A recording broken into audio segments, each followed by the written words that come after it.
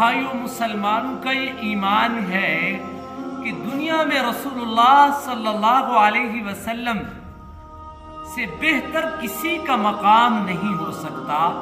آپ کا بھی یہی عقیدہ ہے؟ میرے بھائیوں، ساری کائنات کے درخت اگر قلم بن جائے اور ساری دنیا کے سمندر اگر سیاہی بن جائے اور ساری دنیا کے درختوں کے پتے اگر کاغذ بن جائے اور ان کاغذوں پر لکھائی شروع کی جائے، قیامت تک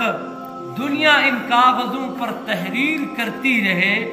سمندروں کی سیاہیوں سے سمندروں کی سیاہی خشک ہو سکتی ہے، درختوں کے قلم ختم ہو سکتے ہیں، کاغذوں پر لکھتے لکھتے کاغذ ختم ہو سکتے ہیں، اور دنیا کے سارے کاتب پیغمبر کی شان تحریر کرتے کرتے تھک سکتے ہیں، لیکن نبی کی شان مکمل نہیں ہو سکتی۔ میرے بھائیوں، قرآن پاک میں کئی سو آیات میں اللہ تعالیٰ نے رسول اللہ صلی اللہ علیہ وسلم کی شان بیان فرمائی ہے۔ میرے بھائیوں، حضور کا درجہ کتنا بلند تھا،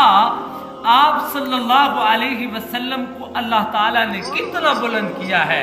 حضور کے ذکر سے بہتر کسی کا ذکر نہیں ہو سکتا،